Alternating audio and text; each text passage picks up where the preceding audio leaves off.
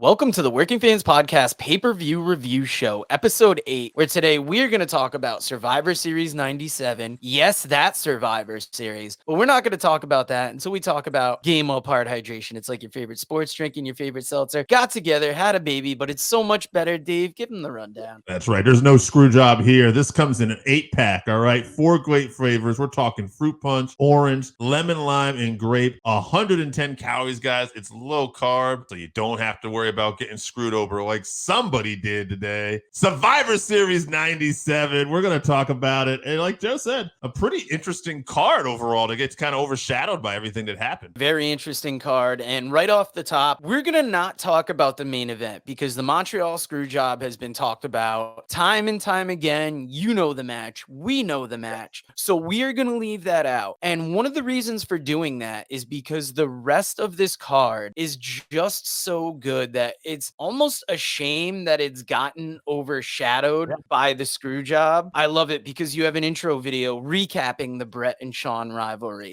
And when I'm watching this video, I'm like, how the screw job seems less surprising. It almost seems like part of the story when you watch a video like this. Yeah, and I'll just add this one thing too, because one thing watching it, all those people who thought the screw job was a work and stuff like that, when you watch this back, it's like, oh, I can almost see why, because the way things were orchestrated. But getting away from that though, this was a great video package to start off the show. Like it really made you interested for this main event that we're not going to talk about. I mean, we'll talk about it in little bits here because like watching this video, I'm like, this is the best way you could have Bret lose. Make it seem like it was against his choice. Make it a big story coming out of it. It's almost like I'm trying to think of other examples where like, you know, the champion has to lose, but then so many other things happen that you're like, oh, he only lost the title because of all that interference. So in the course of the story, I thought it made sense. But starting the story, you've got from the top, Karate Fighters presents the 1997 Survivor Series, otherwise known as Gang Rules. Crowd is hot from the start. It's the 11th annual show. JR welcomes us, introduces Lawler. And I want to comment on these commentary teams because you have the Spanish announce team with Carlos Cabrera and Tito Santana, not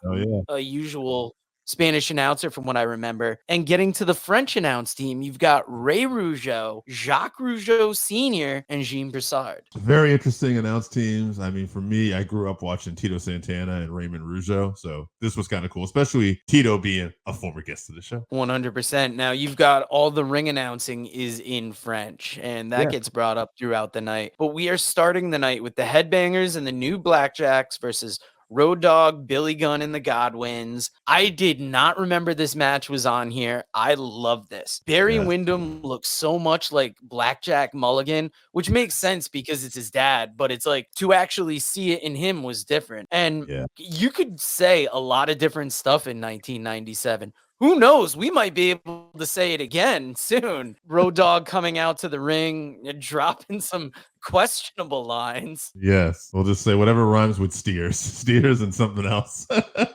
You could do the math about the two men who were wearing dresses in the ring that Road Dogg decided to take that language with. But yes, interesting time period. The New Age Outlaws. This was where they started cooking though. Like, this is right before they're going to win the tag team championships and join DX in a couple months, you know? So this is two guys in Road Dogg and Billy who were really floundering. And then they made magic together. Yeah, and they were the only ones to survive for their team. I love that we were doing traditional Survivor Series matches. It was great because you had like the Survivor Series matches of the 80s with the characters of the 90s. So for me going back and watching this, it was great to see, like, you go from this match to you got the Truth Commission versus DOA. At first, I was wondering if I was missing something. I'm like, is this a 4-on-3 match? And then Don Callis jumps in there. Yes. My favorite part of this is the intro where DOA comes out on their motorcycles. And then it's almost like they didn't consider, like, what they'd have to do for the entrance. So they ride them right back to the back. Right. And then they come out to fight the Truth Commission. What did you think of this match? I thought it was a decent match, even though I wasn't really hot on either team. team. Yeah, I was interested to see the Truth Commission. Don Callis, also known as the Jackal around this time, who's doing commentary also after he gets eliminated. It's interesting. Also, Bull Buchanan, former guest of the show, is on this show. He is the interrogator, I believe. Yeah, the interrogator was what he was called back then. So it's interesting. Kurgan was obviously the big deal here. Wait. Actually, Kurgan was the interrogator. I'm sorry. So Kurgan was the interrogator. I'm getting confused by my Truth Commission here. Kurgan was the one who was a huge guy, and they were really going to try to set up as a big deal here. He ended up being the sole survivor here for the Truth Commission. But at the end of the day, Kurgan, he just never hit. He didn't hit like a Psycho Sid or an Undertaker, despite his height and size and look. It just wasn't meant to be around that time period. One funny note I will tell you about Kurgan, though, if you look up his IMDb page, he was in a movie with Robert Downey Jr.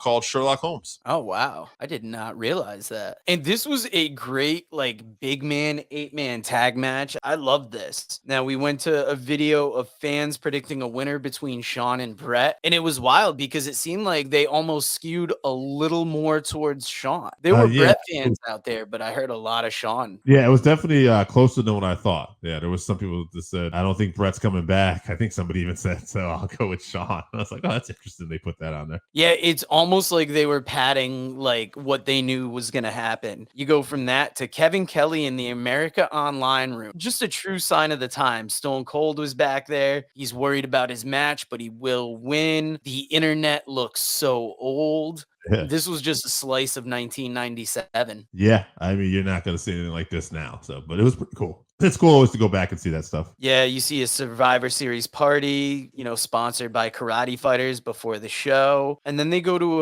a video recapping Steve Blackman debuting on TV. And this was interesting because they tell you that after this happened, Vader bailed Blackman out of jail. And we are seeing the in-ring debut of Steve Blackman tonight. I didn't realize it happened at this show. Yeah, Steve Blackman, Vader, Mark Merrill, and Goldust, Team America. Goldust, not such a willing partner, we find out throughout this. He has a big FU face painted here, Forever Unchained. There was a lot going on in this match. They're going up against Team Canada, Bulldog, Anvil, Furnace, and LaFond. Yes. And you got to wonder, JR during this match is going in on Goldust's divorce, how he left his wife and his child, and it's repeatedly brought up. And you got to wonder, was this McMahon feeding all of it to him? How close was this to the plane ride from hell? No, that's not close. So what happened was, this was an angle where, you remember when JR was doing those sit-down interviews with Mick Foley as Mankind? And, they did Dude Love, and that all came out from that, right? Mrs.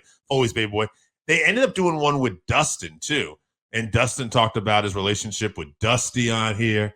But at the end of it, he ends up walking out on Marlena and basically says, I'm sick of this. I'm sick of you. I'm sick of our kid. And I don't even want to do this anymore. I'm done with this. And just walks out. That's how he became a heel. So that's why JR was like, I don't know what kind of man walks out on he walked out on his family. He walked out on his wife and kids. So that's what that was all playing about. Oh, wow. I was sitting here like, damn, JR, this dude's having real life troubles and you're just going through it here. Yeah, no, it was interesting. It was interesting to hear Team USA coming out to Angle's music. It's funny when you go back and watch these old events and then you hear that music and you're like, Kurt Angle's coming out? Oh, wait, it's way too early. So if you remember on a prior review we did for In Your House, the Patriot House, right?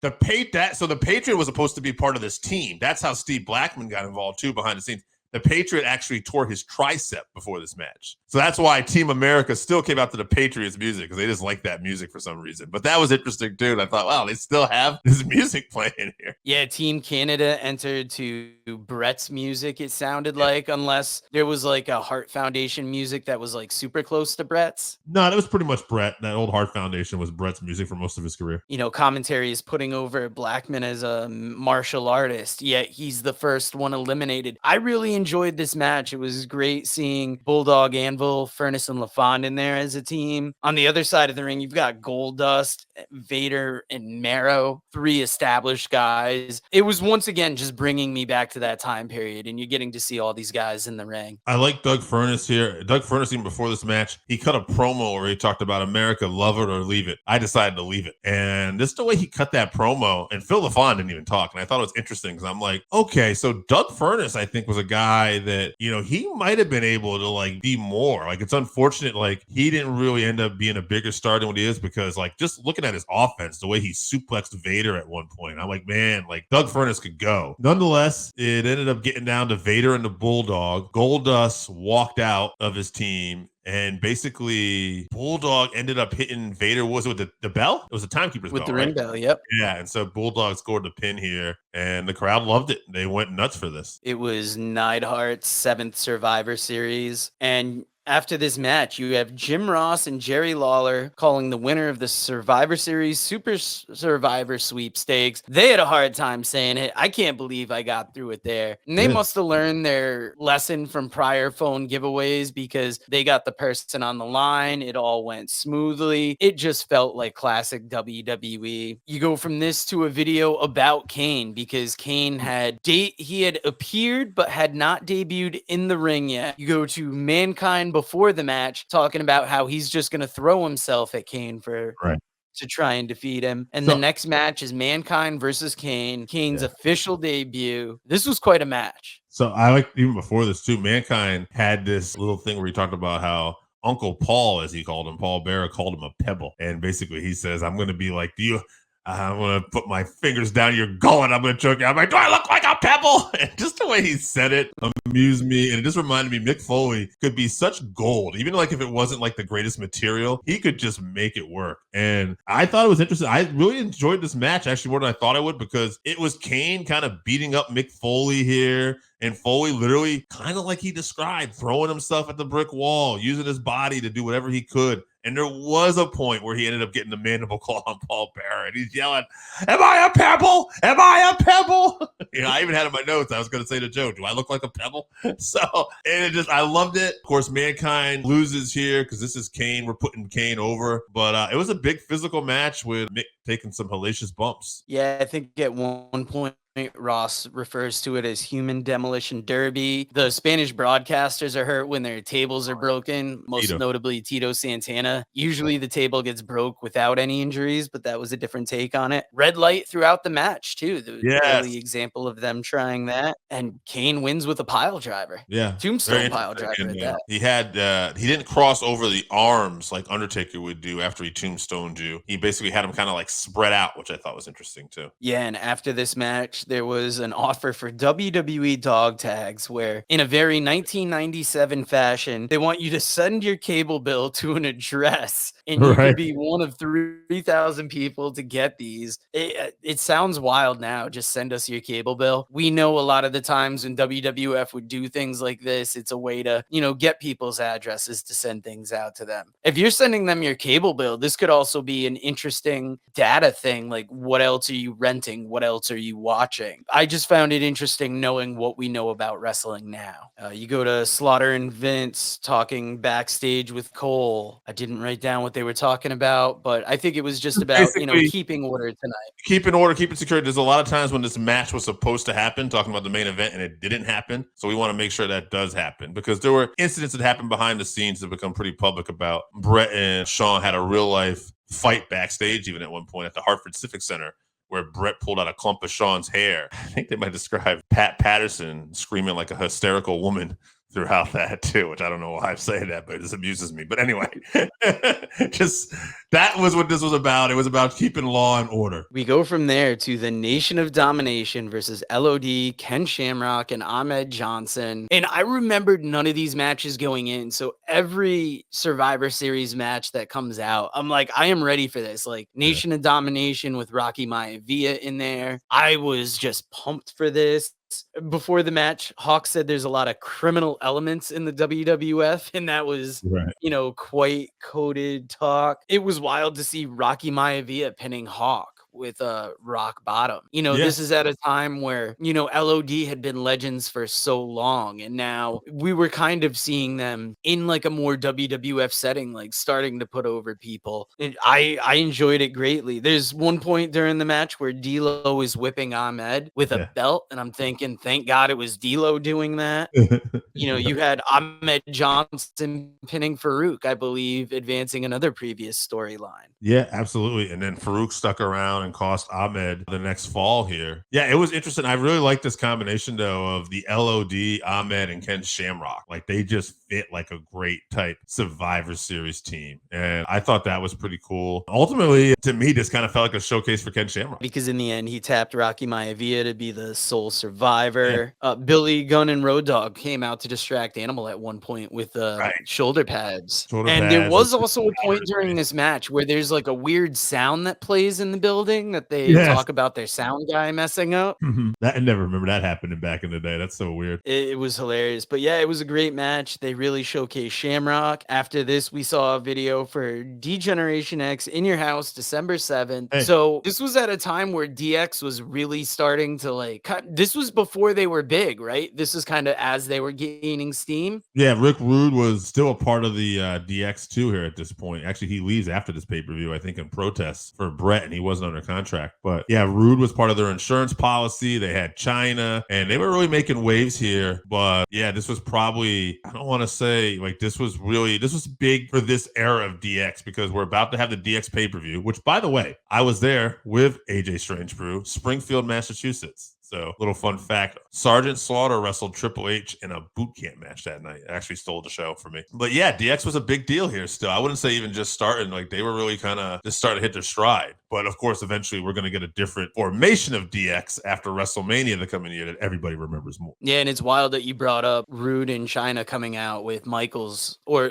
being a part of DX, because they came out with Michaels in the main event. They had this great thing where it was almost Goldberg-like, where they followed them from the backstage to the arena. Getting back to the show, Ross and Lawler are talking about Austin. There's a video recapping the feud with him and Owen Hart. Austin's toughness is chronicled. They start from the King of the Ring. They kind of summarize till now. And it ends with Owen cutting a promo on Austin. And the last real match we're going to talk about, Stone Cold versus Owen for the WWF Intercontinental Championship. Stone Cold stuns Neidhart before the match starts. Then everything kicks off. Stone Cold chases down Owen when it looks like he's leaving at one point. Some of this match, they really put over that Owen's trying to get disqualified. He's trying to get out of this match. And I thought it was a good match. It was a stunner and a pin for the win. Stone Cold is the Intercontinental Championship. And it was so weird seeing Stone Cold win the IC Championship, because I think a lot of the times we think of Stone Cold as being like a former WWF champion. But this was at a time kind of, he was on that ascent. The broken neck wasn't too long before this, right? It was like during the summer. Yeah, August. That happened at SummerSlam, and this is pretty much his first match back, I believe. I don't remember if it was. So yeah, so September, October, November. So he was out for 3-4 months. Which isn't a long time. I believe it was actually. He just kept stunning people. This is where he stunned Vince. This is where he stunned Slaughter, JR, and I think this is really through this negative thing happening to him, where he really, he climbed even more. Like, he just continued to get bigger and bigger. And I remember him, winning the Intercontinental title here, and back then, we even thought man, this is a guy who probably should be in the world title, picture. And he's going to be. And it's funny because right after this, it's Stone Cold and The Rock going back and forth for a bit, right? And it's Rock having, I think, won this title at one point. And then Austin gets it and decides he doesn't want it. He throws it in the river or something. And it all is going to lead to Austin winning the Rumble and then going to WrestleMania 14 later on the upcoming year and becoming champion from Shawn Michaels, the Austin era. And after this match, obviously, famous match between Shawn and Bret occurs, the famous Montreal screw job. It's wild that this Survivor Series at the time set a Survivor Series record with 20,593. Knowing what we know about the WWE, you got to wonder how legitimate that number was. But overall, going back and watching a classic Survivor Series, not as classic as some of them, but it was really cool to look at this show, given how much hype had been given to that main event, when the rest of the show really needs to get put over, and we enjoyed it so much. Yeah. I don't know if we enjoyed it as much as we enjoy our sponsor, though, Game Up Hard Hydration. If you haven't tried Game Up, then you are missing out. Imagine your favorite seltzer and your favorite sports drink had a baby, but it's way better than that. Each can is 110 calories, low carb, 4.9 ABV. It's a nice light drink that is not light on flavor. Game Up comes in fruit punch, orange, lemon, lime, and grape. Pick it up at drinkgameup.com or at your nearest liquor store.